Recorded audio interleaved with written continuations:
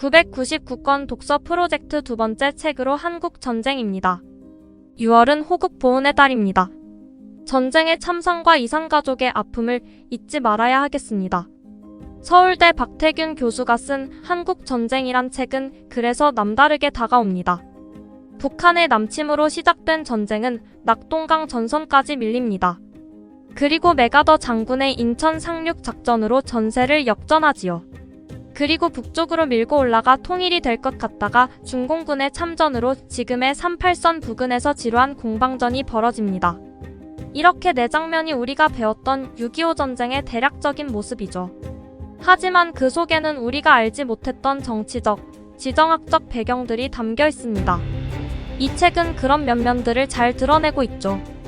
단순히 좌우의 대립과 남북의 결단이 아닌 어쩌면 동시다발적으로 전쟁으로 가는 열차에 올라탄 느낌이었습니다. 책 속의 다양한 장면들을 함께 살펴볼까요? 첫 번째 장면입니다. 38도선은 어떻게 생겨났을까요? 그것은 미국의 제안이었습니다. 일본이 패망하기 전 이미 한반도에는 소련군이 들어와 있었습니다. 이런 상황에서 오키나와에 주둔하고 있던 미국 입장에서는 소련군의 남하를 막을 필요가 있었던 것입니다. 두 번째 장면으로 여운형이라는 걸출한 인물에 대해 설명하고 있습니다. 여운형이라는 인물은 중도 좌파라고 할 수 있는 인물이었습니다. 그렇지만 일제 말기에도 다양한 세력을 아우를 수 있었고 심지어 일본으로부터도 인정을 받았던 지도자이기도 했어요.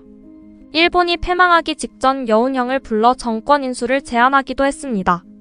이후 이승만, 김구, 김일성 등의 지도자를 독대할 수 있었던 거의 유일한 인물이기도 했습니다. 이런 인물이 암살을 당하면서 해방 후 대한민국의 상황은 더욱 암울하게 흘러가게 됩니다. 세 번째 장면입니다. 미국은 왜 전쟁 전에 철수했으며 방어선에서 왜 한국을 제외시켰던 것일까요? 미군 철수의 가장 근본적인 이유로 대한민국 정부가 들어섰다는 점입니다. 또한 한반도가 미군이 싸우기에는 산악지형이 많고 겨울이 춥고 건조해서 분명 소련군보단 불리했습니다. 일설에서 미국이 전쟁을 유도했다는 증거는 없습니다. 하지만 여러 증거가 미국이 전쟁이 일어날 것을 알고 있었고 전쟁 직후 일주일 만에 파병을 결정한 모습에서 미국의 태도에 의문점이 드는 것도 사실입니다. 네 번째 장면은 한국 전쟁이 전쟁 방식의 변화를 가져왔던 첫 번째 전쟁이란 사실입니다. 2차 세계대전과 태평양 전쟁과는 달리 전투기 폭격으로 초토화시킨 후 진군하는 작전을 쓴 점입니다. 발전한 공군력을 이용한 전술이 도입됩니다. 마지막으로 저자는 한국 전쟁으로 인한 흥미로운 의견들도 제시합니다. 전쟁으로 인해 수백 년 동안 지배신분이었던 지주 계급이 몰락했습니다.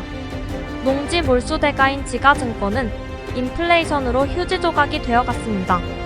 더러는 인민재판으로 목숨을 잃었습니다. 미국은 한국과 같은 제3세계에서 민주주의와 반공 사이에서 끊임없이 고민을 하게 됩니다. 이후에 베트남과 남미 등에서 이어지는 일련의 사건들은 그런 고민들의 흔적이겠죠. 마지막으로 한국 전쟁을 연구하면서 느끼는 한 가지 흥미로운 사실은 누구도 승리하지 못한 전쟁에서 누구도 패배하지 않았다고 주장한다는 점이라고 지적합니다. 999건 독서 프로젝트 두 번째 책 한국 전쟁 이만 마칩니다.